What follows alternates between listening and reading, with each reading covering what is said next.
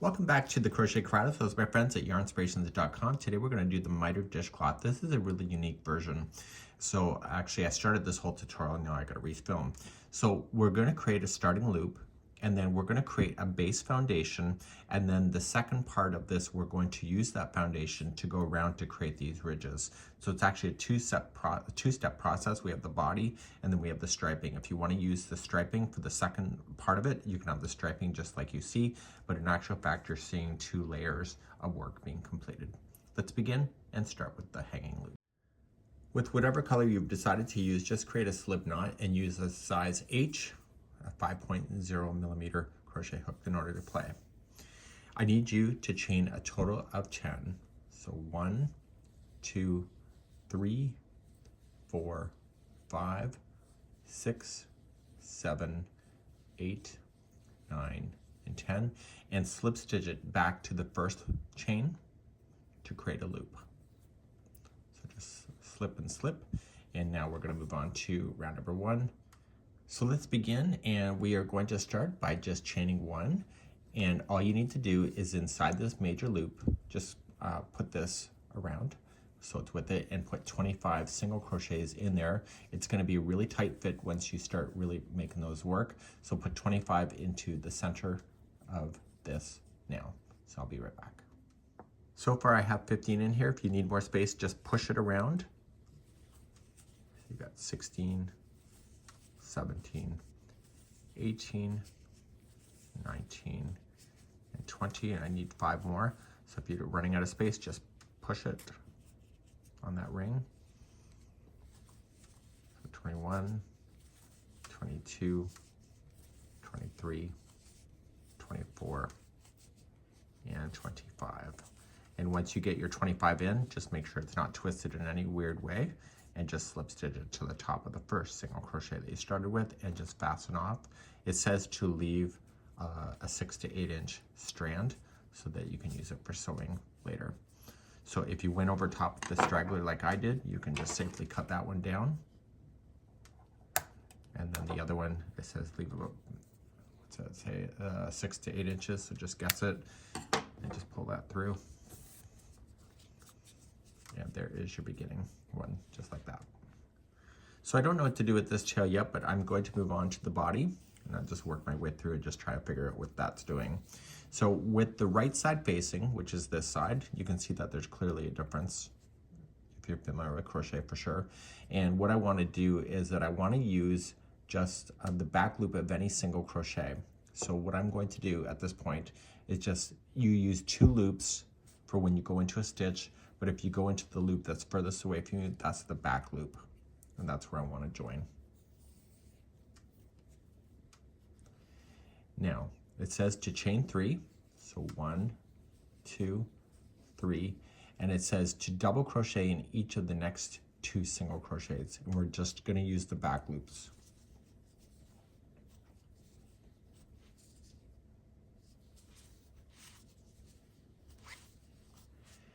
And then it says 5 double crochet into the next one, so this would be considered the middle. So let's put 5 into this one. So we have 1, 2, 3, 4, and 5. So lots going in there. And what you can do, if I were you and you were me, the middle one of that grouping of 5, the third one in, I would put a stitch marker there so that you can see that in the future. So just get a spare piece of yarn, and that'll be the center of your miter. So get that done right now. And then the next 3 stitches, still in the back loop only, are going to be a double crochet.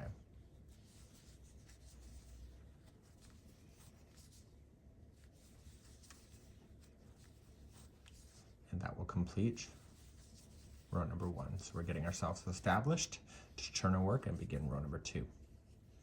So let's begin. We're still going to continue to always work in the back loops unless I tell you otherwise. And we are going to chain up 1, and you're going to single crochet into each of the stitches that are here, except for the one that's marked that one will have 3 single crochets. So starting in the very first one, 1 single in each, stay in the back loop only. So the second part of the striping is using the leftover loop that you're leaving. So the trick to this particular one is that once you get here where the one is marked, then what I would recommend, move your stitch marker up. So the one that's marked, you're going to put 3 into that one and move your stitch marker up to the middle one of the grouping of 3. And therefore you'll always see it. And keep doing that. Don't be cheap about that because you may not see it in the future, and continue just to single crochet the remaining that are left. When you get to the turning chain that you'll see with this double crochet, make sure that you go right directly into that chain work. So right into the chain after you get the last one in, just go right in. Don't go into an open space because that'll keep it open. And so therefore you'll have the equal number of stitches on this side of the marker compared to the other side, and you'll turn and get ready for row number 3. Row number 3, just like how you started, you're going to chain 3. If you want it tighter than this, you can just chain 2 if you want to, because that's what I would do if I were you. And then you're just going to double crochet in the back loop only, all the way until you get to that stitch marker, which is the middle. And then like before, what you can do is just put in your 5 double crochets into that stitch marker, and then you'll move that stitch marker up to the 3rd one. Okay, so there's the stitch marker there, and we're going to put 5 here. So 1, 2, 3, 4, and 5. And move that stitch marker up to the middle one of the grouping of 5. And then carry on this side of 1 double crochet in each all the way to the end. I'm going to demonstrate rows number 1 and 2 because you're going to continue rows number 1 and 2 until you have it done 8 times. So there will be 20 rows in all by the time you're done. Okay, so let's go through rows number 2 and 3 one more time. Okay, turn your work and let's do row number 2. You're going to chain up 1 and working in the back loops only, and you're going to just single crochet yourself all the way until you get to that stitch marker again. You can see that once you understand these stitch markers, you can just put on the TV and enjoy this project because the stitch marker is telling you what to do without having to excessively count. So in that one, you're going to put 3 single crochets in that one and move that stitch marker up immediately. If you think you can identify it later and don't want to do the stitch marker, you are the artist, you know what's best for you. And then single crochet yourself all the way to the end of the row. So that's repeating a row number 2.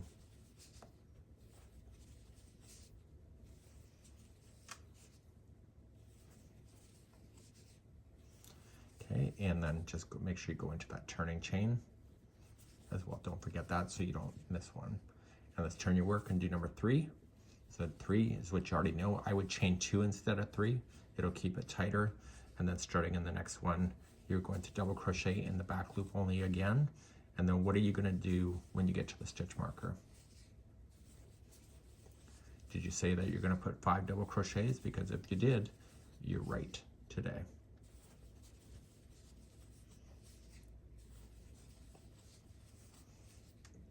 So you can make this dishcloth as long or as short as you want. You are the artist, you decide. So at the stitch marker, you put in your 5 double crochet.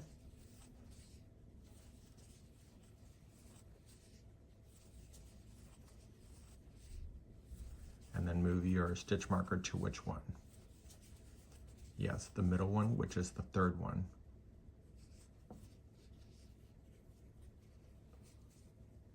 Okay, and then continue to go on the back loops only to the other side. So I'm gonna just recap this in a second, and then I'll show you the striping part, which will be next, and I'll change out my yarn just to make sure it's clear on what you're doing, because I don't know what I'm doing at this point. But we will figure it out together, right? It's a community after all. I'll be right back. So I've now have this done. So you can see it's going to get wider and wider. There's a total of 20 rows. And if it's easier for you to count, each one of these ridges in this is 2. So you can say 2, 4, 6. Who, or 2, 4, 6, 8. Who do you appreciate? And you can go as long as you want to go. There's only 20 rows. And then at the end of it, you're going to fasten off. And then what they're suggesting is to change the color to something else to make it a little bit more interesting for yourself. You want to weave in your ends as you go, which I will demonstrate that at the end. And I'm going to leave my stitch marker into position, but we're going to start with the striping with row number 1 next. So now I gotta go get a different color yarn. I'll be right back. Before we continue, I would like to get rid of the loose ends just to get it out of your way. And so just take a tapestry needle and just turn it to the back side and just weave it through. This is something you will use, so take your time. Just don't go between the plies, just, between the strands. Actually separate the plies as well, so make sure it really gets stuck in there. And it's even advantageous if you just weave it through the existing yarn, you just drag through as well, just to really get it stuck. And weave in any loose ends that you'll have, and we're gonna move on into the striping next. We're now ready to move on to the striping. This is the right side facing up. I can tell that by the circle because you can see the other side. And what we need to do is turn it like this, upside down towards you, and flip upside down. So you're on the wrong side, and we're gonna start here on the back loops or on the front loops that are existing here on row number 1. So let's begin that next.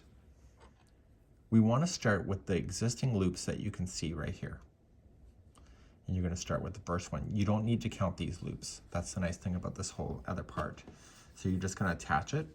And what I would do is a single crochet attaching here. So just put it on, pull through, and see the 2, pull through the 2, and that's a standing single crochet. It'll look nicer as well. Put this strand so it's underneath of the stitches and just kind of fold it in a way that those stitches just jump out at you. And you're just going to single crochet yourself all the way across. Even across the middle, you don't need to worry about counting. If you see a stitch, throw a stitch in. And once you have enough of that buried in, you can just toss that aside and then just use your tapestry needle to hide more of it later. So just gliding it all the way across to the other side. The trick about this is that we are going to turn it at the end, but we're going to go to the opposite side of the work.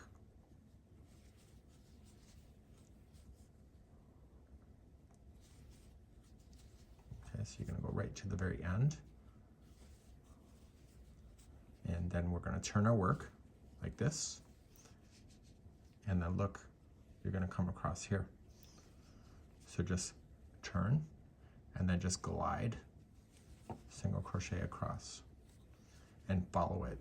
Just make sure on the ends you leave a little bit of slack so that it doesn't change the shaping of your miter.